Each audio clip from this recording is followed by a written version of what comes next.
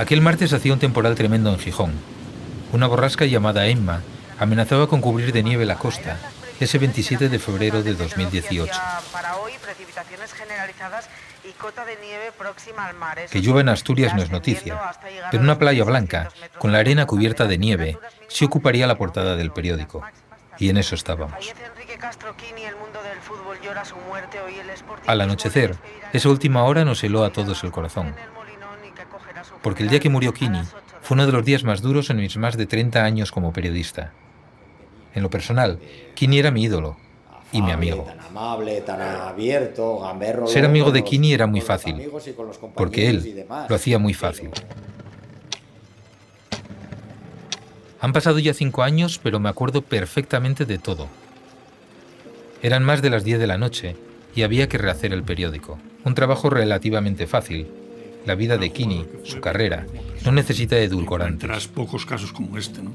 Pocos futbolistas nos han hecho soñar tanto. El fútbol, como el gran goleador que fue a todos los niveles, pero luego con la persona, ¿no? Ni son tan queridos por todos en el mundo del fútbol, siempre dividido por los colores. Todo el mundo la foto con él y yo. Y fuera del campo, ningún hombre había batallado con tanto optimismo. Claro, que era un tratamiento muy fuerte, que no cualquier persona ahí además no lo iba a aguantar.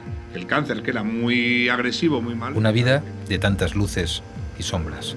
Y hay 2 momentos en la vida de Quini que me sentí muy unida a él, me dio mucha pena. Uno, cuando muere su hermano Castro por salvar a un niño en Santander, me acuerdo que hablé con él. Y el otro, cuando lo secuestraron. Pasaba ya la 1 de la madrugada cuando apagué el ordenador.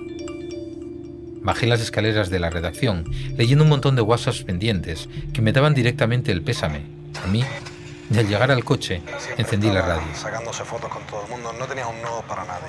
El que más firmaba autógrafos, el que más fotos hacía era Quini, por lo que significaba y por lo que... En los programas deportivos solo hablaban de Quini. Eran monográficos. Y escuché de nuevo su voz. Y recordé sus bromas. El brujo, al que llamaban así por su facilidad para acertar los resultados, siempre arrancaba una sonrisa. Pura magia. Era muy importante porque confiábamos en él. Confiábamos en que teníamos allí un talismán. En lugar de ir a casa directo, como siempre, esa noche me acerqué al Molinón.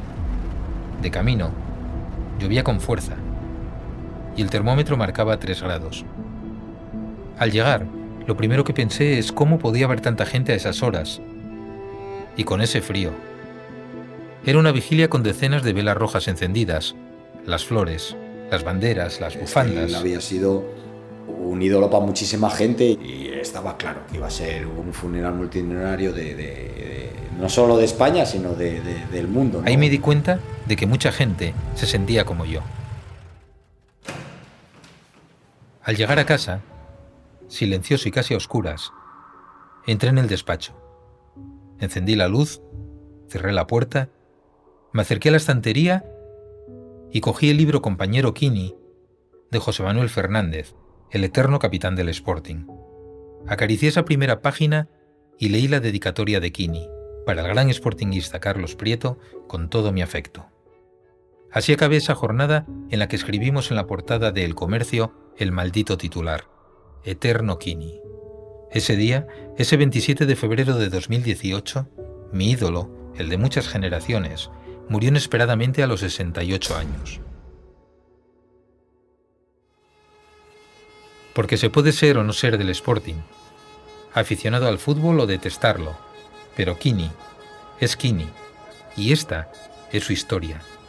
La historia de un mito, de un deportista y de una manera especial de serlo, y la historia de un amigo. El Comercio presenta Ahora Quini, capítulo 1. Corazones helados. Attention, que llega el brujo. Mi nombre es Carlos Prieto, soy periodista, jefe de edición del Comercio y durante años responsable del área de deportes. Desde niño admiro a Quini, como los niños de al menos 4 generaciones. Por mi profesión, compartí muchos momentos con él y fruto de eso he tenido la suerte de considerarlo mi amigo. Este podcast de 5 capítulos es mucho más que un podcast de fútbol. Esta historia tiene que ver con una de las grandes leyendas del fútbol español. Una leyenda que atravesó 50 años, 940 partidos, y 545 goles como profesional. Pero esos son números. Estadísticas que dicen mucho pero nunca alcanzan la verdad. Enrique Castro fue mucho más que todo eso. Consiguió coser las camisetas de todos los equipos en los que jugó y en los que no. Y logró sobreponerse a las adversidades y grandes golpes de la vida. Va a ser Kini, el que lance, atención, minuto 4 y 20 segundos. Vamos a hablar de fútbol, claro, de un jugador con un estilo único. Lo haremos, por supuesto, y de su vida, sus alegrías y sus tristezas. Y lo harán jugadores, entrenadores, aficionados, periodistas, amigos y sus hijos, su familia. Porque hablaremos de más cosas, de amistad y de barrio, de cercanía, de generosidad y de honradez, de ciudades y de viajes. Aquel martes de febrero se torció a partir de las 8 de la tarde, cuando Cristina Tuero, entonces responsable del área de digital del comercio, dio la voz de alarma en la redacción del periódico. Que me decía que a un conductor creían que le había dado un infarto mientras estaba conduciendo y que se había salido con su coche hacia la acera. Informativamente hablando, no le dimos demasiada importancia. Por desgracia, en un periódico se escuchan sucesos continuamente, pero pocos minutos después, llegó otro que nos hizo levantar la vista del ordenador. Cris, ojo, que parece que es alguien importante. Alguien importante y del Sporting. Paradójicamente, nunca se dio el nombre que desgraciadamente al final acabaría siendo. Hasta que lo pronunció. Unos minutos después, cuando ya me confirmaron que era Kini. Todos nos quedamos paralizados. Era Kini. El mundo se nos vino encima. Cris, ojo, que va muy malín y poneros quizá en lo peor. Los siguientes 10 minutos fueron eternos. Recorrí la redacción como si estuviera perdido, pero confiado en que Kini saldría de esta. Ya había jugado muchos partidos de este tipo y siempre los había ganado. De que era una persona tan con los pies en la tierra y tan consciente de las vueltas que da la vida y de las situaciones que se pueden dar. Ahí me vino a la cabeza la última vez que habíamos hablado con calma, el 14 de julio de 2017. Me acuerdo perfectamente de la fecha, porque un día antes había muerto mi padre. Yo estaba destrozado, hecho polvo. Solo quedábamos mi hermana y yo en el tanatorio y estábamos a punto de marcharnos. Sentí la puerta y vi aparecer a Kini. Como era verano y sabía que estaba de vacaciones, no me lo esperaba. Me dijo: «Carlos, ¿cómo no voy a estar aquí? Estaré contigo cuando me necesites». Y nos abrazamos. Fue como ese último consuelo. Y bueno, como me vio mal, se puso a hablar de fútbol para distraerme. Para mí fue muy importante y siempre se lo agradeceré. Kini era un amigo. Y bueno, ya lo he dicho, esta también es la historia de un amigo. Y al poco tiempo me llegó un mensaje, un único mensaje que me decía: murió. Me acuerdo de la cara de Cristina, de mi compañera, de su voz asustada. Nunca se me olvidará. Murió. Murió Kini. Esa palabra me sacó de mis recuerdos. Me heló la sangre. Murió. Todos agachamos la vista. Permanecimos 4 minutos en silencio. Fue una sensación extrañísima. La llamada de mi mujer no pudo ser más corta. Le dije: «Voy a llegar tarde. Murió Kini». Y corté porque estaba emocionado. Y a partir de ahí seguí. Había que trabajar. Soy periodista. Y teníamos que dar la noticia. Kini era una referencia en el deporte y la persona más importante de Gijón. Todo el mundo le tenía cariño. Había que hacer un trabajo a su altura. Al día siguiente, mucha gente leería hasta la última línea del periódico y lo guardaría como recuerdo. Francisco Javier Camba y su compañero Raúl Domínguez Granja son agentes de la Policía Nacional.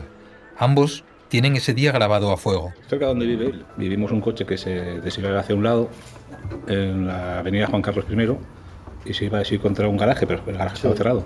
Patrullaban aquel martes por el barrio de la Calzada de Gijón. Pensábamos de hecho que había tenido algún toque con alguien y que por eso había...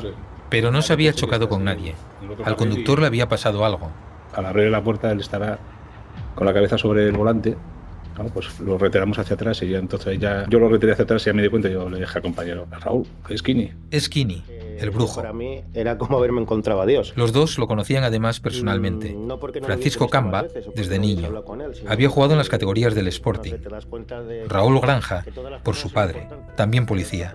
Cuando este enfermó de cáncer, hasta el propio Kini le había llamado para interesarse por él. Vimos que no respondía y empezamos a hacer el masaje.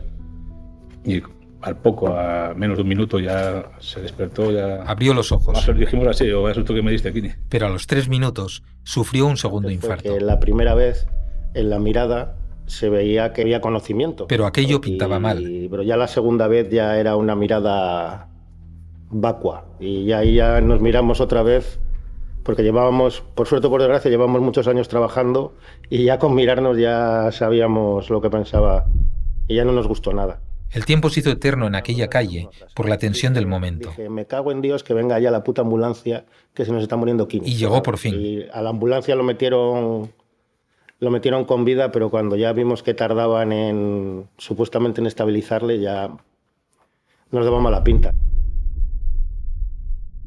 Aquella noche, el brujo se dirigía a su casa en ese mismo barrio de la Calzada. Había quedado con su mujer para tomar algo. Marinieves se encontraba en casa con su hija Lorena y su nieto Pablo, y bajó al portal a encontrarse con él. Veía luces, que se veía una ambulancia, pero bueno, claro, a ver, dice, no, igual es que no, ella pensó que no llegaba, porque como había una ambulancia o una policía, dice, pues igual es que no pueden, un accidente o algo. Pero otro de sus 4 hijos, Jorge, recibió una llamada. Entonces yo me vestí y salí escopetado de casa Mi madre subió a casa y dice, baja, dice que a tu padre le pasó algo. Apenas 200 metros separaban a Lorena de su padre. Bueno, yo salí corriendo, fui corriendo toda la calle para arriba, que parecía que la ambulancia cada vez me la iban poniendo más lejos, era como que no. Y yo todavía llegué a tiempo de verlo antes de que lo metieran en la ambulancia, pero no me dejaron acercarme ni nada. Cada vez había más gente de la familia frente a la ambulancia. Fueron llegando los hijos y Falo, el hermano de Kini. Y en su interior, durante esos 60 minutos, los sanitarios intentaban reanimarlo. Pero el milagro, como los que tantas veces había hecho Kini en el campo, fue imposible. El chaval, la verdad, Sin que parar, cuando bajó de allí de la ambulancia, el hombre dijo, no pude hacer absolutamente nada más. La ambulancia recorrió las calles de Gijón camino del hospital de Cabueñes, ya en silencio. La muerte de Enrique Castro González, como ponía su DNI, se certificó a las 22:15 de la noche. Al día siguiente, al despertarme, pensé que había sido una pesadilla. Al desayunar, miré por la ventana y la borrasca Enma ya estaba aquí. Y abrí el periódico del día, con noticias sobre el temporal, la crisis catalana, el Brexit. Pero me fui directo al suplemento especial. Los titulares eran: la leyenda no termina, el fútbol huérfano sin el brujo, y Kini, el sueño del gol, el artículo que había escrito la noche anterior. Lo releí con tristeza. Esta es la historia de un niño que creció mientras Kini rompía las redes de las porterías con sus goles, de aquel Sporting imbatible de finales de los años Una 70. vez más, me sorprendió la repercusión de la figura de Kini. Estaba en la memoria colectiva de un país. Hasta la Casa Real y el presidente Mariano Rajoy enviaron sus condolencias. También el mundo del fútbol, claro. Luis Enrique, David Villa, Maradona, Vicente del Bosque, Schuster, Guardiola, Casillas, Abelardo. Puse al brujo siempre y puse a Sporting. Lloraban su pérdida e inundaron las redes con mensajes venidos desde todos los rincones del planeta. Todo el mundo hablaba de él. Todo el mundo sentía su marcha. Hasta era noticia internacional. Salió en el The New York Times. Incluso el Papa Francisco se comprometió a rezar por Kini. De camino al periódico, a las 10, me desvié de nuevo por el Molinón. En apenas 9 horas ya eran miles las velas, las flores, las bufandas, las camisetas y comenzaban las colas. Despedir a una persona de la talla de Kini, una especie de dios para el mundo del fútbol y un paisano, como nos gusta decir en Asturias, no era una tarea sencilla. El día que se muera él, digo, ¿qué pasará? Y en ese día estaba. Había que organizar una capilla ardiente, un funeral multitudinario. La ciudad se volcó para tomar decisiones rápidas. No había como tiempo a bajar los brazos, sino pues ahora hay que estar ahí y atender a todo y agradecerlo y y estar disponible para todo lo que se haga y demás, que no, casi no tenías tiempo ni a tener tu luto ni tu momento de tranquilidad. Entre las primeras, que el Molinón no sería solo el altar, sino el lugar del velatorio y el funeral. Y a partir de ese mismo miércoles, el estadio llevaría el nombre del futbolista, el Molinón Enrique Castro Quini. Por esa sala convertida en velatorio no paró de desfilar gente. Cada vez más gente. Vinieron, la verdad, que de casi todos los clubes de España, tanto de primera como de segunda, la cantidad de miles de personas. La gente que a lo mejor hacía muchísimo tiempo que no veías, amigos. Bueno, llegó un momento que incluso más de la mitad de las personas no pudieron ni acceder ni acercarse allí. O sea, digamos. Recuerdo que llegaban todos helados por la borrasca. Llevaban horas en la interminable fila que bordeaba el estadio. A lo mejor te llamaba un amigo, oye, estoy fuera, es que no puedo entrar, no puedo tal. No, pues tomo el aire y salgo. Salías fuera. Y yo, en un momento que salía así un poco fuera, miré y había una cola. Y entre ellos, Marinieves y sus 4 hijos, que despedían al marido y al padre. Nadie vivió un duelo por su padre como lo que hemos tenido que vivir nosotros. O lo intentaban despedir. Al final es como que no tienes tiempo ni casi ni a darte cuenta ni por qué estás ahí. O sea, es que es un momento que es un desborde de gente, de que no tienes tiempo, digamos, a pasar tu trago, ¿no? Tu cosa. Y uno y otro. Yo me acuerdo que llegué a casa, me eché en la cama y no paraba de oír gente. Y al ídolo de todos, claro. Pero es que llega un momento también en que, claro, tú imagínate, voy yo, luego va él, y es mucha gente y tú estás pasando un duelo y dices tú, lo agradeces, pero a la vez también es que es difícil.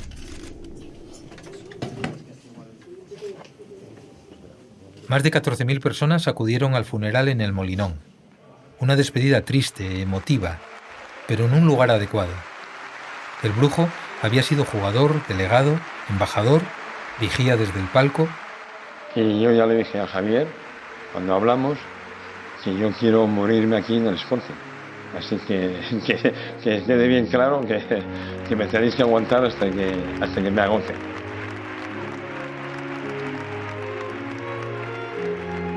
A las 8 de la tarde comenzó el acto y sonó el canon de Pachelbel. A hombros de excompañeros, el féretro de Quini salió al campo entre aplausos del público. Y el capellán del Sporting, Fernando Foillo, resumió como nadie todo lo que había pasado en las últimas 24 horas. Pero es que Quini era mucho Quini. Se le rompe el corazón de lo grande que lo tenía. Pipo Prendes cantó a continuación Ahora, Quini, ahora. La había compuesto en 2008, cuando el futbolista estaba sufriendo cáncer. Un himno para los sportinguistas. Attention, que llega el brujo, el bueno, el canela en rama. Cuando menos te lo esperas, balón que entra por la escuadra. Después, sus amigos volvieron a cargar el ataúd y Quini dio entre aplausos su última vuelta a El Molinón. Aquel día, todos sentimos que habíamos perdido a una persona muy cercana, a un ídolo. Se le enterró el jueves 1 de marzo en el cementerio de la Carriona, en Avilés. Desde entonces, en los últimos 5 años, no hay partido en el Molinón donde no se coree a Quini en el minuto 9, el número que llevaba en su camiseta.